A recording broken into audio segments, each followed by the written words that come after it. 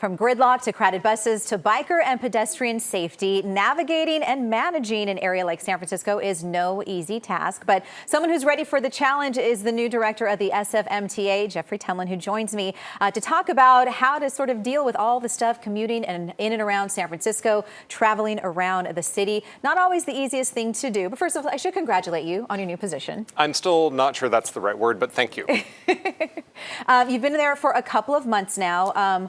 What's kind of been the top priority so far since you've been in the position, since you've seen kind of things working with MUNI and how the traffic is in San Francisco on what you want to fix? Well, so my job is really just four things. So I have to clear an external path through San Francisco politics for my amazing staff to do their good work. I have to create the most welcoming and inclusive workplace culture for among any Department of Transportation in the country. I need to fix HR, which has suffered and has resulted in a staffing shortage across all of our divisions. And I need to implement the recommendations of the MUNI Reliability Working Group, which was an audit that arrived just as I came to the job, that lays out a path for actually allowing San Francisco MUNI to deliver on its promise to the public. Four things. But that's more than just one thing.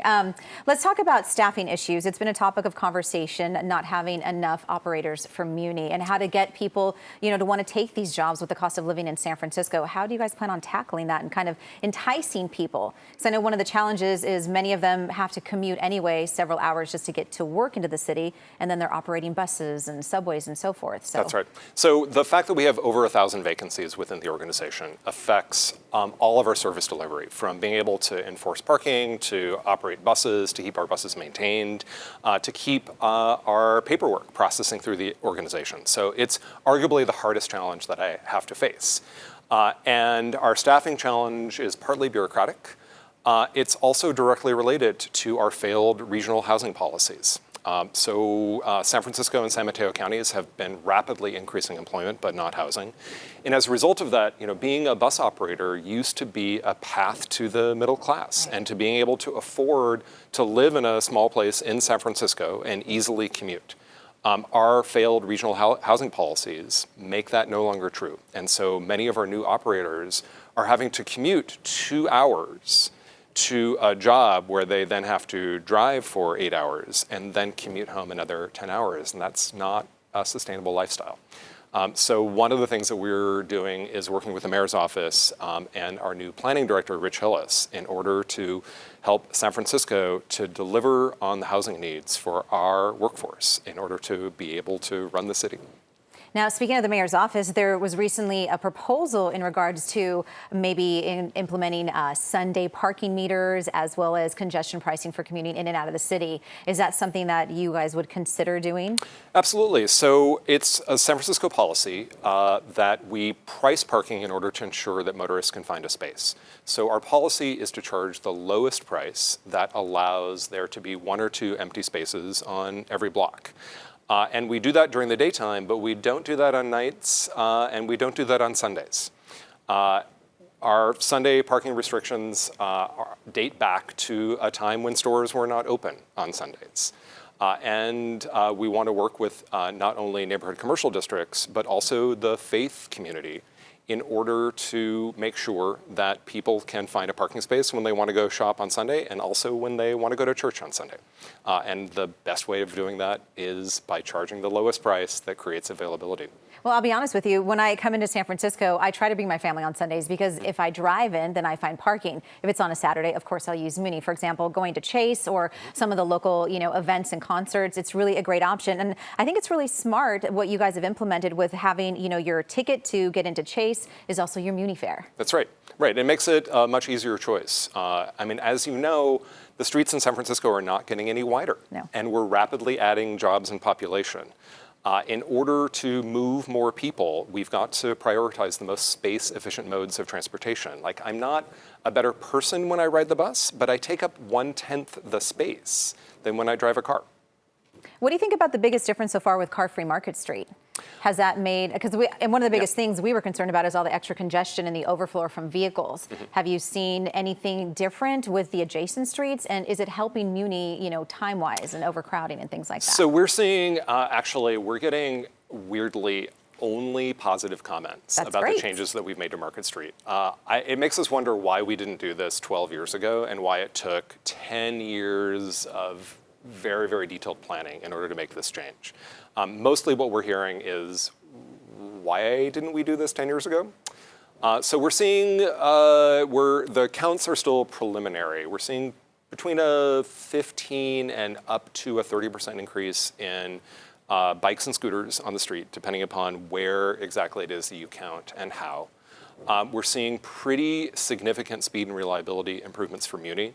My favorite part of the data, though, is that our passengers think the travel time savings is far greater than it actually is. Really? Yeah, our passengers are just really loving it. Our bus operators are really loving it. And another thing that was fascinating to me that we're hearing anecdotally is for people who are walking on scooters or on bikes, they're finding it to be more sociable because you can ride side by side and the noise level on Market Street is down so low that you can hear each other on the street in a way that wasn't possible before, with it crowded with cars and people honking and just making a lot of noise. Yeah, it seems to be a complete success. There's a bunch of little details we're going to be continuing to watch. For example, traffic on Mission Street, turning movements. There's probably a couple of changes we'll keep making over the next 6 months or so. It's been a fantastic success. It's very cool to hear, though, that people are kind of creating more of a community of seeing more bike riders are feeling safer, too, because pedestrian bike safety is such an important thing here in the city with so many people using bikes, as you do, right? You commute around San Francisco on your bike and using Muni. That's right. Yeah, I gave up owning a car last year. It just didn't make any more sense for me. It seemed frivolous to own a car in San Francisco when it is so easy to get around by walking and biking and bus, and it's so easy to rent a car when I need one. So with car-free Market Street being a success so far, are we going to see other streets? And if so, which ones do you think would benefit best from something similar? So what we're looking at for our next big moves are focusing on speed and reliability for the transit system, because that's really what we need to do in order to allow our streets to move more people, is to eliminate delay for our buses and to improve frequency and the quality of service. So our next set of improvements are going to be focused on what's called MUNI Forward, which is looking at all of our highest ridership lines, collecting a lot of data about where those lines are being stuck in congestion or stuck at red lights, and doing 1,000 small projects in order to speed up buses and make them more reliable. The work that we did on the 5 Fulton, which was, it was 20 small changes that we made on the 5 Fulton bus line. But the net result of that was a 60% increase in ridership and a 40% decrease in collisions, just by managing the bus corridor a little bit more sophisticatedly.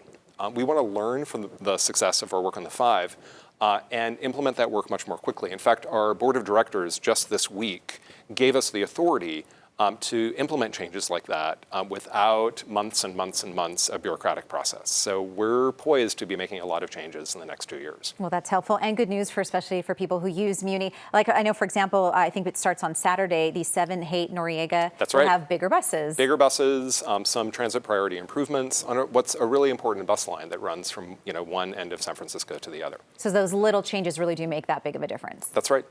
So talk about the Central Subway project. What is the update on that? When can we finally use this to ease congestion? That whole step from going from Caltrain I live in the peninsula, so I take Caltrain to 4th and King, and then I would love that subway option. Yes, so we're at over 90% completion. We've made substantial progress over the last couple of months, and we're really grateful to our contractors for moving forward while we sort out a variety of bureaucratic issues.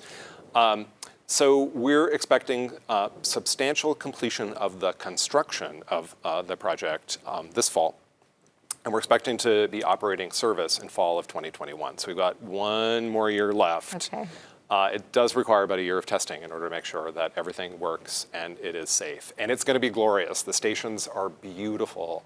They take me down into the tunnel for tours, and I think we're going to be really proud of the result. Well, as it gets closer, hopefully you'll take us down for a tour. I would love to see. I'd be delighted. Okay. Especially once the art arrives. Okay, very cool. I look forward to that. And, you know, really quick, since you do live and work in the Bay and you travel, or here in San Francisco and travel around the area, where is your favorite place to kind of take Muni to? Ah, that's a good question. There's so many great places to take Muni to. Well, you know, actually, I think the most glorious experience on Muni for me is taking the Judah to the end of the line, getting coffee at the little beachside cafe there, and then the walk across the Great Highway through the sand dunes, where suddenly the whole Pacific Ocean opens up, and you can see from Point Reyes all the way down to the peninsula. It's amazing that we have those experiences right here in San Francisco, that we don't, in fact, need to get in our car to go up to Marin. We can just take the Judah or the El Taraval out to the end of the line. Okay, well, I'm sold. I'm planning that for sure. That sounds like a lovely option. Thank you so much for joining us. I'm sure people would be very happy to hear about the changes coming to Muni and what you have in store. I look forward to sharing more with you as we bring it forward. Sounds good.